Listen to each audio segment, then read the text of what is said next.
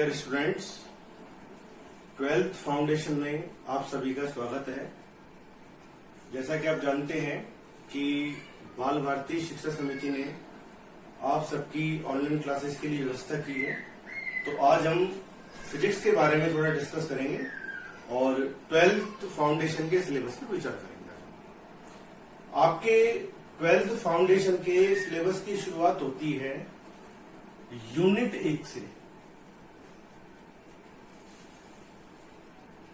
Unit 1 में 4 पाठों का समायोजन किया गया है।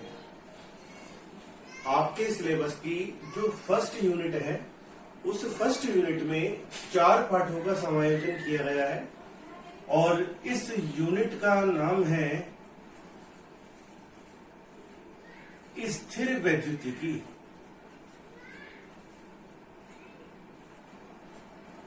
यूनिट का नाम है स्थिर वैद्युतिकी, जिसे हम कहते हैं इलेक्ट्रोस्टैटिक। स्थिर वैद्युतिकी इलेक्ट्रोस्टैटिक्स। देखो, इसके चैप्टर पर तो हम आगे डिस्कस करेंगे। पहले हम इस यूनिट की बात करें, हम स्थिर वैद्युतिकी। स्थिर वैद्युतिकी का समायोजन 2 शब्दों से हुआ है, इलेक्ट्रो प्लस स्टैटिक्स। इलेक्ट्रो शब्द का अभिप्राय है यहां पर आवेश से। इलेक्ट्रो शब्द का अभिप्राय यहां पर हम किससे कर रहे हैं?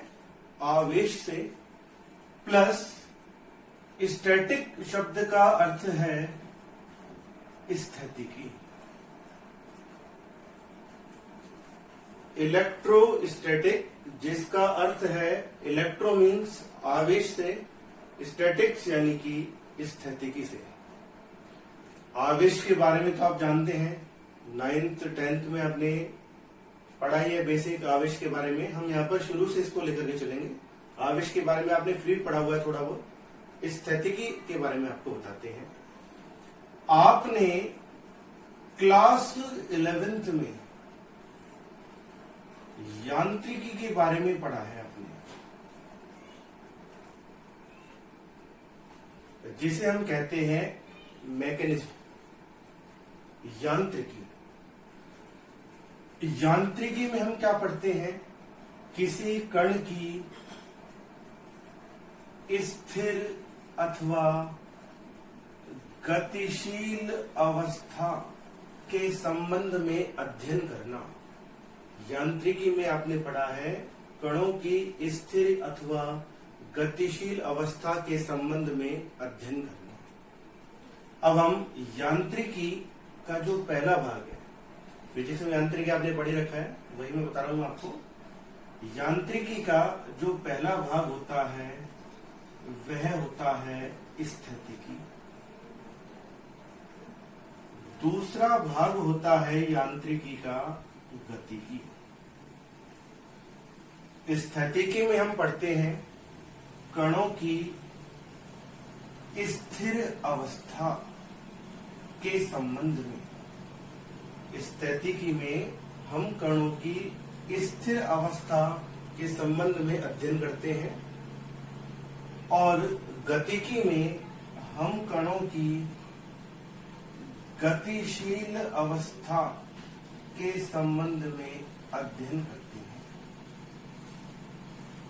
इलेक्ट्रो शब्द का मतलब अर्थ है आवेश से और स्टैटिक्स का मतलब है स्थितिकी से। स्थितिकी कहां से आया है? फिजिक्स में आपने 11th में यांत्रिकी पढ़ी है, जिसमें कणों की स्थिर और गतिशील अवस्था के संबंध में आपने अध्ययन किया हुआ है। स्थितिक यांत्रिकी का पहला भाग होता है स्थितिकी, जिसमें हम स्थिर अवस्था के संबंध में अध्ययन करते हैं किसी कण की, और गतिकी में हम किसी कण की गतिशील अवस्था के संबंध में अध्ययन करते हैं। तो अब यहां पर आप समझे स्थिर वैद्युतिकी का इलेक्ट्रोस्टैटिक्स। इलेक्ट्रो शब्द का अभिप्राय हो गया आवेश से, और आपके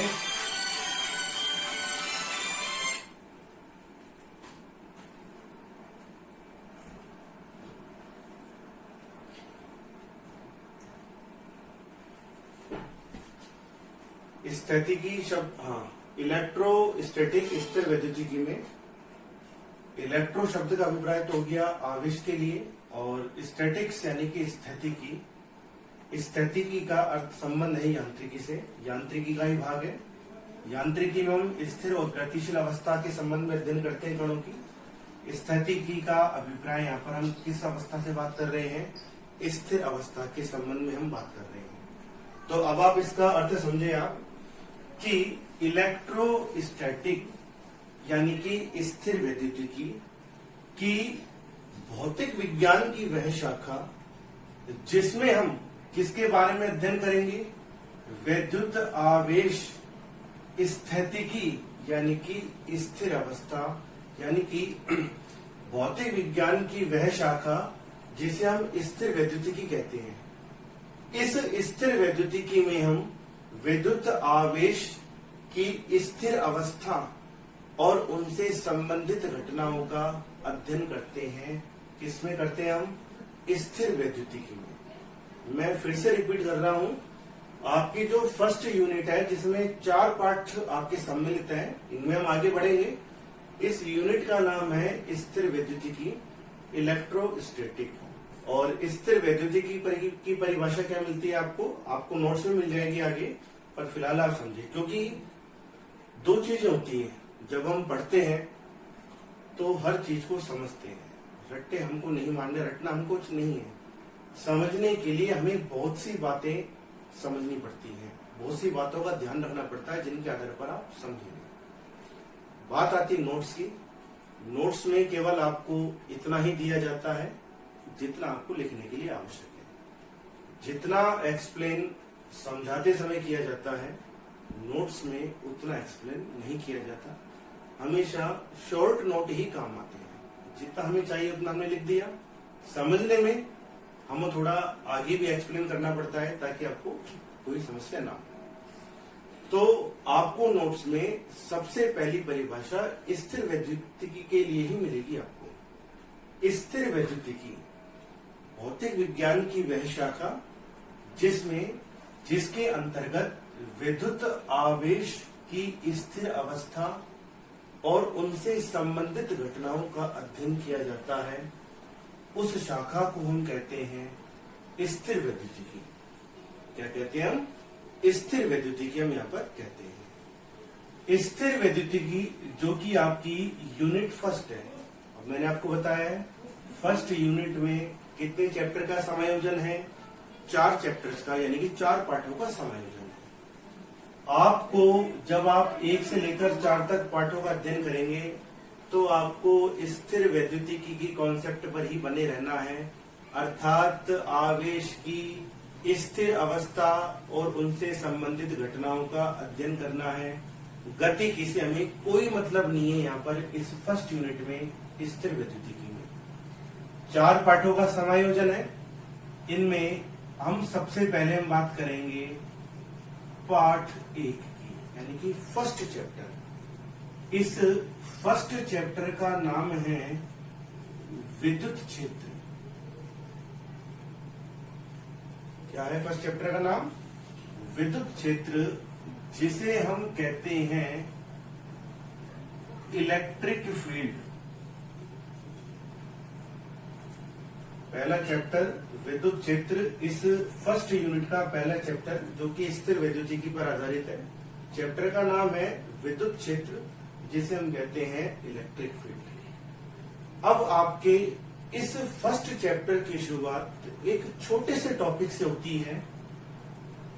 फर्स्ट टॉपिक आता है विद्युत आवेश।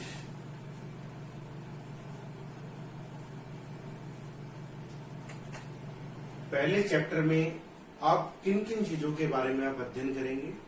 सबसे पहले हम बात करते हैं विद्युत आवेश की। अब आवेश में भी कई छोटे छोटे बिंदु आएंगे। पॉइंट ए कि विद्युत आवेश है क्या, इसकी खोज कहां से हुई।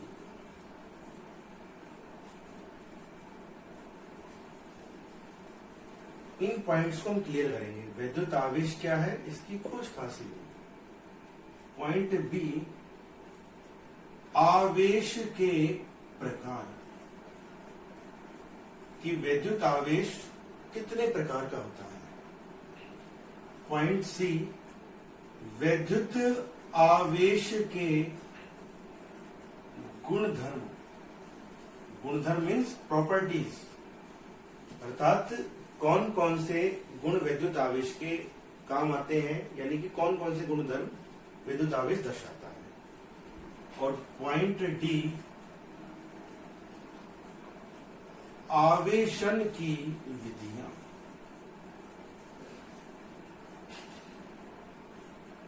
आप स्थिर विद्युतिकी इलेक्ट्रोस्टैटिक्स का पहला चैप्टर पढ़ रहे हैं, विद्युत क्षेत्र। अब आप इसमें ये मत है ना कि पहले चैप्टर में अभी विद्युत क्षेत्र की तो हमने जिक्र ही नहीं किया, हमने विद्युत क्षेत्र आएगा, आवेश से संबंधित है। पहले हम बात कर रहे हैं विद्युत आवेश की।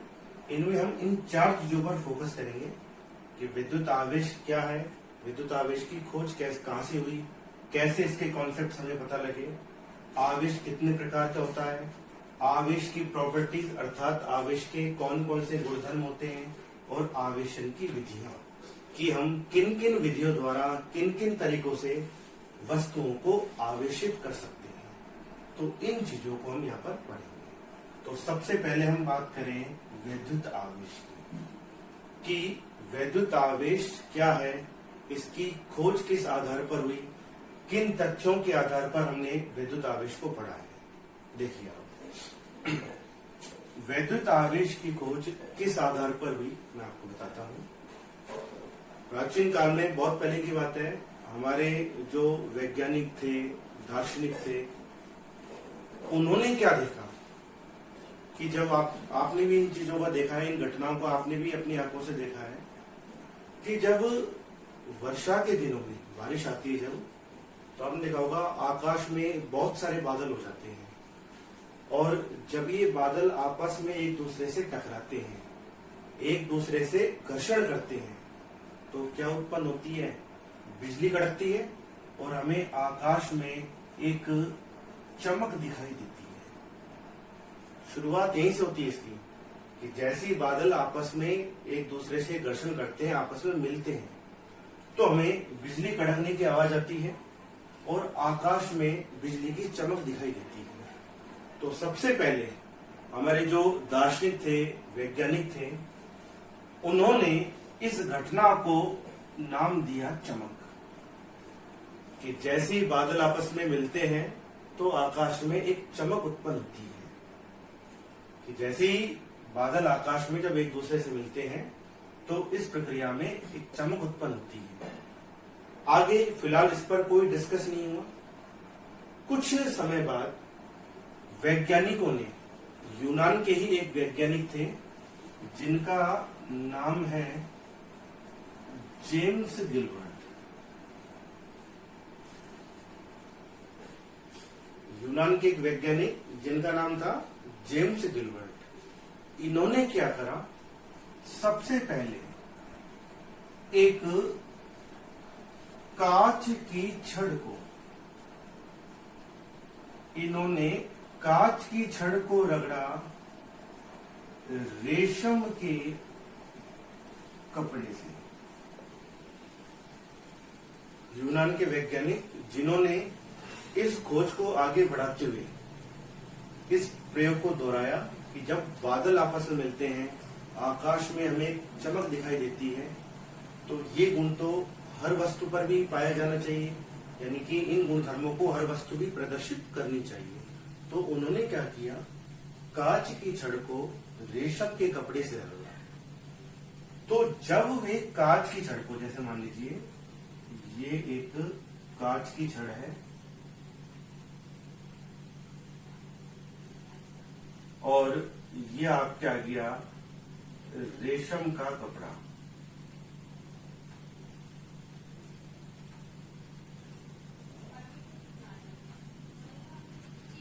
तो जब कांच की छड़ को रेशम के कपड़े से रगड़ते हैं तो कांच की छड़ तथा रेशम के कपड़े में एक ऐसे गुण आ जाते हैं कि ये वस्तुएं कागज, रुई, लकड़ी आदि के छोटे छोटे कणों को अपनी ओर आकर्षित करने लगते हैं।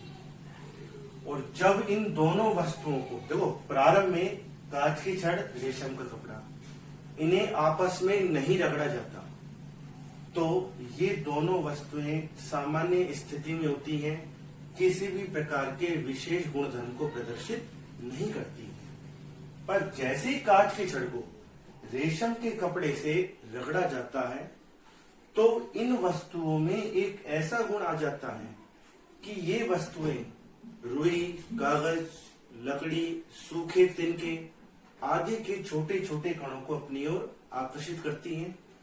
और जब इन दोनों वस्तुओं को रगड़ने के पश्चात एक दूसरे के निकट ले जाया जाता है, तो भी ये वस्तुएं एक दूसरे को अपनी ओर आकर्षित करते हैं, यानी कि इन दोनों के बीच में एक आकर्षण बल का अनुभव होता है। कब? रगड़ने से पूर्व नहीं, रगड़ने के पश्चात। तो ये बात तो तय है कि जब हम दो वस्तुओं को आपस में रगड़ते हैं, एक वस्तु हो गई कांच की छड़, दूसरी वस्तु रेशम का कपड़ा, दो वस्तुओं को आपस में रगड़ते हैं, तो उन वस्तुओं में एक ऐसा गुण आ जाता है कि वे वस्तुएं एक दूसरे को आकर्षण बल से अपनी ओर आकर्षित करती हैं और छोटे छोटे कणों को भी अपनी ओर आकर्षित करती हैं। तो यानी कि कौन सा गुण आ गया वस्तुओं में? आकर्षण गुण। कौन सा गुण आ गया वस्तुओं में रगड़ने के पश्चात? आकर्षण गुण। अब हम उन वैज्ञानिकों ने फिर क्या किया, दोबारा फिर एक कांच की छड़ ली और उसे रेशम के कपड़े से रगड़ा। तो जो गुण इन दोनों वस्तुओं में आया, ठीक वही गुण इन दोनों वस्तुओं में उत्पन्न हो जाता है कि यानी कि ये दोनों वस्तुएं परस्पर एक दूसरे को आकर्षित करती हैं। तो देखो, सबसे पहले जब हमारे दार्शनिकों ने ये देखा कि बादल एक दूसरे से मिलते हैं, एक दूसरे को स्पर्श करते हैं, एक दूसरे से घर्षण करते हैं, तो क्या उत्पन्न होती है? चमक उत्पन्न होती है। जब कांच की छड़ को रेशम के कपड़े से रगड़कर एक दूसरे के निकट लाते हैं, तो इन दोनों के बीच में क्या उत्पन्न होता है? आकर्षण उत्पन्न होता है। दूसरी कांच की छड़ और रेशम के कपड़े को रगड़ा आपस में, तो इन दोनों के मध्य भी क्या हुआ? आकर्षण हुआ। इसका मतलब जब दो वस्तुओं के मध्य घर्षण उत्पन्न होता है, तो उन वस्तुओं में कौन सा गुण आ जाता है? आकर्षण गुण आ जाता है।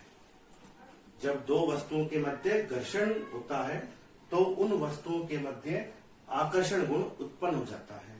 अब मजेदार बात क्या आती है इसमें, आप ये चीज देखिए कि एक कांच की छड़ को रेशम के कपड़े से रगड़ा, दोनों के मध्य क्या उत्पन्न हुआ? आकर्षण। दूसरी कांच की छड़ को रेशम के कपड़े से रगड़ा, उनके मध्य भी क्या उत्पन्न हुआ? आकर्षण। पर जब इन दोनों कांच की छड़ों को एक दूसरे के निकट लाया जाता है, जब इन कांच की छड़ों को एक दूसरे के निकट लाया जाता है, तो दोनों के मध्य उत्पन्न होता है प्रतिकर्षण। क्या उत्पन्न होता है? दोनों के मध्य प्रतिकर्षण उत्पन्न होता है। इसका अर्थ क्या हुआ? जब हम दो वस्तुओं को परस्पर आपस में रगड़ते हैं, तो उन वस्तुओं के मध्य आकर्षण गुण तो उत्पन्न होता है, पर जब हम दो एक जैसी वस्तुओं को अन्य दो एक जैसी वस्तुओं से रगड़ते हैं, तो इनके मध्य, जैसे कांच की छड़ को रेशम के कपड़े से रगड़ा, कांच की छड़ को रेशम के कपड़े से रगड़ा, इनके मध्य हुआ आकर्षण। पर जब कांच की छड़ को कांच की छड़ के निकट लाया जाता है, तो इनके मध्य क्या उत्पन्न होता है? प्रतिकर्षण होता है। क्या उत्पन्न होता है? प्रतिकर्षण होता है।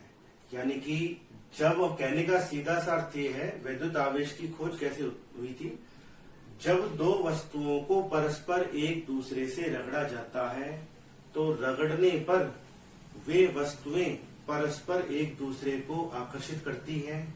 साथ ही जो हल्की वस्तुएं होती हैं, जैसे कागज, रुई, लकड़ी, सूखे तिनके आदि के छोटे छोटे कणों को भी अपनी ओर आकर्षित करती है।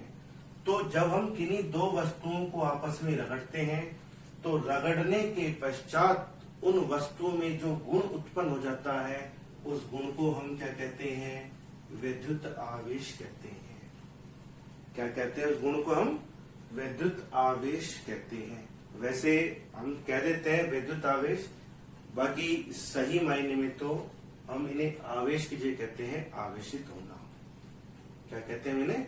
आवेशित होना। अब इस गुण को हमने विद्युत आवेश क्यों कहा है, इसको हम पढ़ेंगे इलेक्ट्रॉन सिद्धांत के आधार पर। कैसे? अब ये प्रक्रिया होती कैसे, वो चीज हमको समझनी है।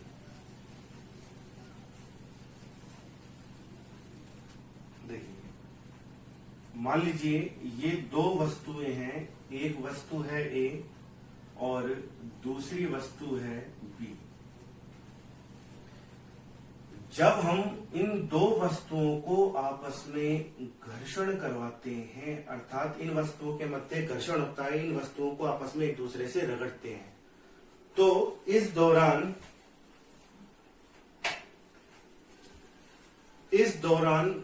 इन वस्तुओं को रगड़ने में जो यांत्रिक कार्य होता है, उस यांत्रिक कार्य से ऊर्जा प्राप्त करके इलेक्ट्रॉन मुक्त हो जाते हैं और एक वस्तु से कहां पर पलायन कर जाते हैं?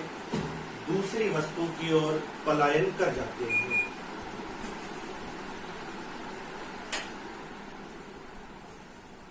आप ये जानते हैं कि कोई भी वस्तु, हर वस्तु छोटे छोटे परमाणुओं से मिलकर बनी होती है।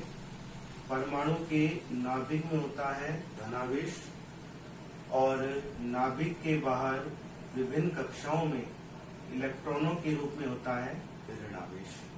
कॉन्सेप्ट बता रहा हूं मैं पूरा इसका, कि रगड़ने पर, जैसे कांच की छड़ को रेशम के कपड़े से रगड़ा, तो रगड़ने पर वे वस्तुएं आवेशित क्यों हो गई, उसका कारण आपको बता रहे हैं।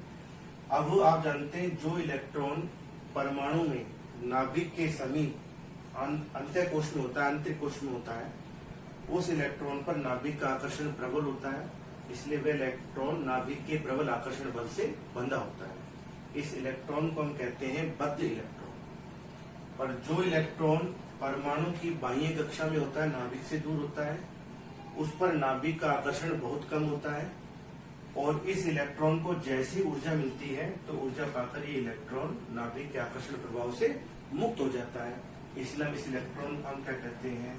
मुक्त इलेक्ट्रॉन।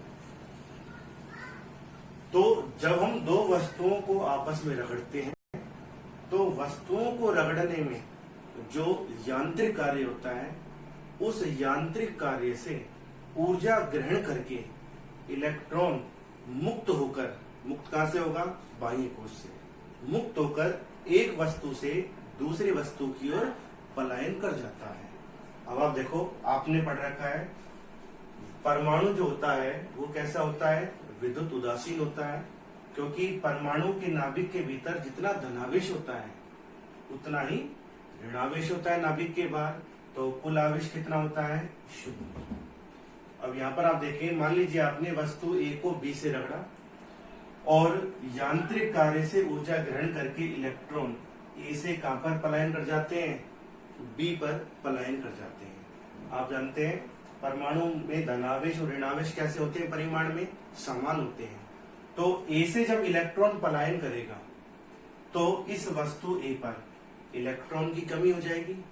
इलेक्ट्रॉन की कमी हो जाएगी तो इस वस्तु का धनावेश ज्यादा हो जाएगा या ऋणावेश ज्यादा हो जाएगा? धनावेश ज्यादा हो जाएगा, क्योंकि ऋणावेश की कमी हो जाएगी। तो जैसे ही आप जानते हैं प्लस और माइनस, यदि पॉजिटिव वैल्यू ज्यादा होगी तो रिजल्ट हमें कैसा मिलेगा? पॉजिटिव। और नेगेटिव वैल्यू ज्यादा होगी तो रिजल्ट हमें कैसा मिलेगा? नेगेटिव। तो ऐसी स्थिति में वस्तु ए इलेक्ट्रॉन की कमी के कारण कैसी हो जाएगी? पॉजिटिव हो जाएगी, यानी कि धनावेशित हो जाएगी। और वस्तु बी इलेक्ट्रॉनों की अधिकता के कारण नेगेटिव हो जाएगी, अर्थात ऋणावेशित हो जाएगी। क्लियर आता?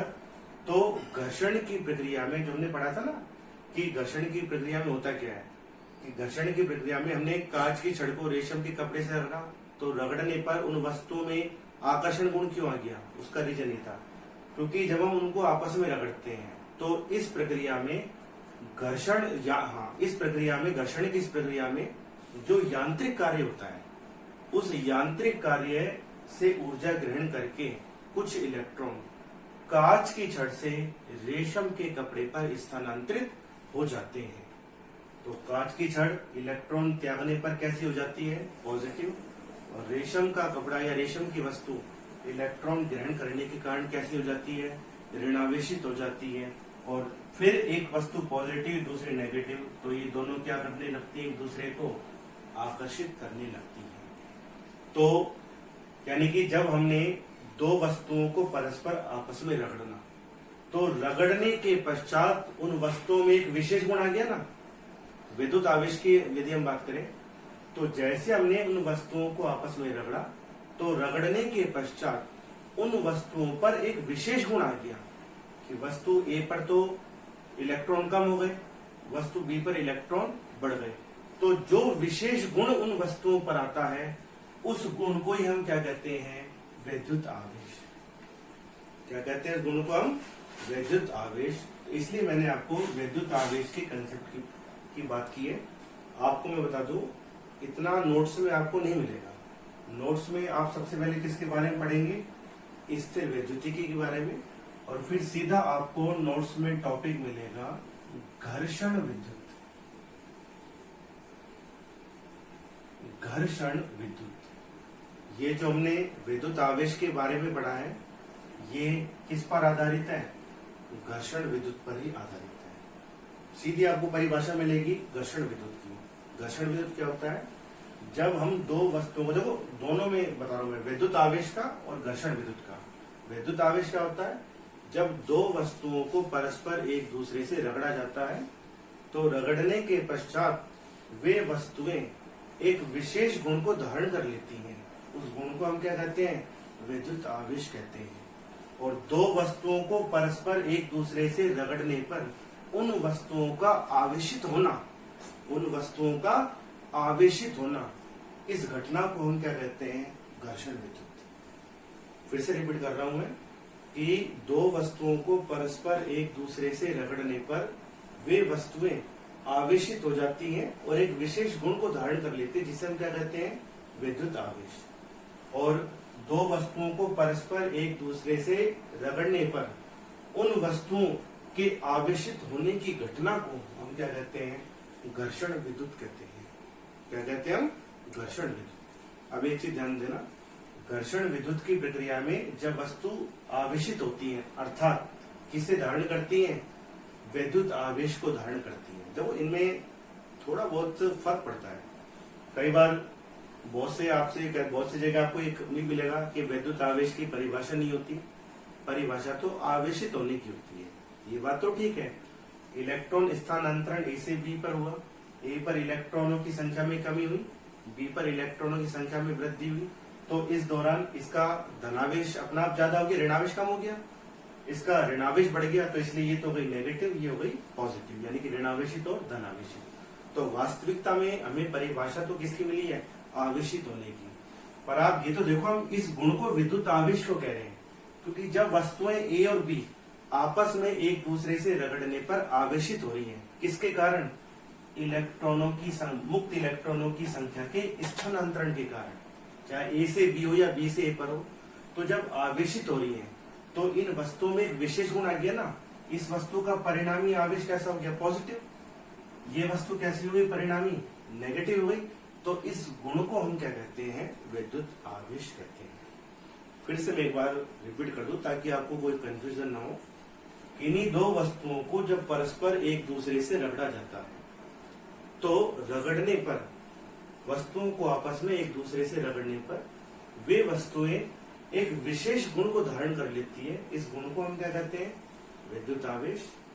और जब रगड़ने पर वस्तुएं विद्युत आवेश को धारण करती है, अर्थात आवेशित हो जाती है, तो आवेशित होने की इस घटना को हम कहते हैं घर्षण विद्युत। यानी कि दो वस्तुओं को परस्पर एक दूसरे से रगड़कर आवेशित करना, इस घटना को हम कहते हैं घर्षण विद्युत। इतना जितना मैंने आपको समझाया है, नोट्स में इतना आपको नहीं मिलेगा बेटा।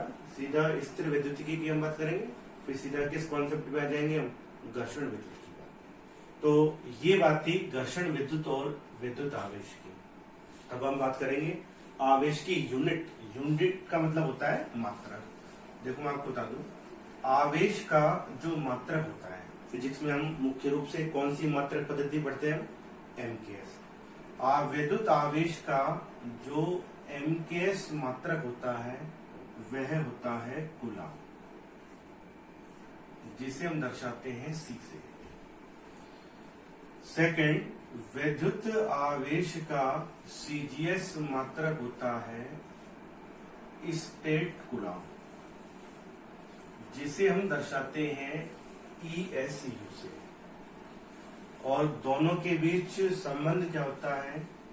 1 कूलाम बराबर होता है 3 गुणा 10 की घात 9 स्टेट कूलाम। 3 गुणा 10 की घात, तो 1 कूलाम बराबर होता है 3 गुणा 10 की घात 9 स्टेट कूलाम। अब आवेश के वैसे तो बहुत और भी मात्रक होते हैं, पर हम तो मुख्य रूप से बात करें एमकेएस मात्रक, सीजीएस मात्रक, कूलाम और स्टेट कूलाम। आवेश का जो सबसे बड़ा मात्रक होता है वो होता है फैराडे।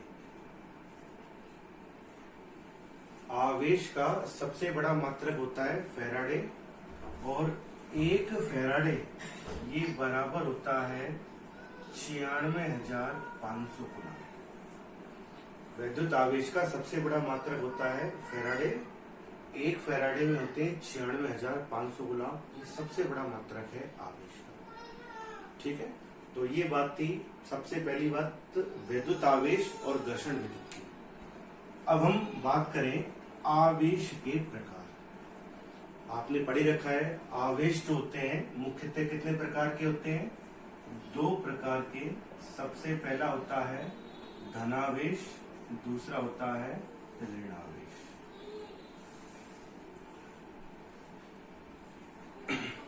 कौन सी वस्तु धनावेश के गुण को धारण करती है, यानी कि धनावेशित होती है? जो वस्तु इलेक्ट्रॉन का त्याग करती है वह वस्तु धनावेशित होती है। जो वस्तु इलेक्ट्रॉन ग्रहण करती है वह वस्तु ऋणावेशित होती है, अर्थात उस वस्तु पर परिणामी आवेश क्या कहलाता है? ऋणावेश कहलाता है। जैसे ये प्रयोग किया गया था कांच की छड़ और रेशम के कपड़े पर। कांच की छड़ को हम रेशम के कपड़े से रगड़ते हैं, तो घर्षण विद्युत की इस प्रक्रिया में जब हम कांच की छड़ को रेशम के कपड़े से रगड़ते हैं तो इलेक्ट्रॉन जो होते हैं वे यांत्रिक कार्य से ऊर्जा ग्रहण करके कुछ इलेक्ट्रॉन कांच की छड़ से कहां पर आ जाते हैं? रेशम के कपड़े पर स्थानांतरित हो जाते हैं। अब जैसी बात है, जब कांच की छड़ से इलेक्ट्रॉन रेशम के कपड़े पर स्थानांतरित होंगे तो कांच की छड़ पर किसकी कमी हो जाएगी? इलेक्ट्रॉन की कमी हो जाएगी। वह कैसी हो जाएगी? पॉजिटिव। रेशम की छड़ पर इलेक्ट्रॉन, रेशम की वस्तु पर इलेक्ट्रॉनों की अधिकता हो जाएगी। वह कैसी हो जाएगी? नेगेटिव हो जाएगी। तो आपको यही बताया जाएगा। देखो, धनावेश और ऋणावेश का मतलब तो मैंने बता दिया कि प्रैक्टिकली हम देखें तो जब हम कांच की छड़ को रेशम के कपड़े से रगड़ते हैं तो कांच की छड़ पर जो परिणामी आवेश होता है उस परिणामी आवेश को क्या कहते हैं हम? धनावेश। रेशम की वस्तु पर परिणामी आवेश को हम क्या कहेंगे? ऋणावेश। ये होता है आवेश के प्रकार, धनावेश और ऋणावेश। अब हम बात करें विद्युत आवेश के गुणधर्म। किसकी बात कर रहे हैं हम? विद्युत आवेश के गुणधर्म की हम बात करें तो विद्युत आवेश के बहुत सारे गुणधर्म होते हैं।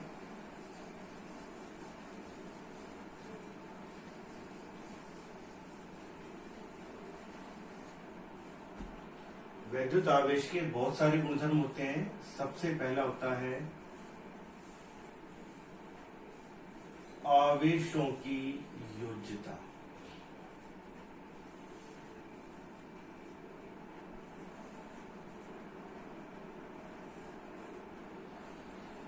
आवेशों की योज्यता। अच्छा, इससे पहले मैं एक चीज और बताना चाहूंगा, वो आपने उसकी डिस्कस करना चाहेंगे हम आकर्षण और प्रतिकर्षण की। एक चीज हमेशा ध्यान रखना, जब हम वस्तुओं को आवेशित करते हैं, वस्तुएं आवेशित होती हैं। जैसे हम कांच की छड़ को रेशम के कपड़े से रगड़ते हैं तो दोनों वस्तुएं आवेशित हो जाती हैं। तो अब देखो, आप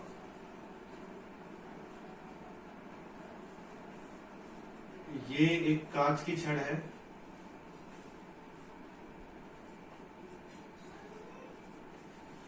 और ये है रेशम की वस्तु। फिर हमने ऐसे ही एक दूसरी कांच की छड़ ली और ये हमने ली यहाँ पर रेशम की वस्तु।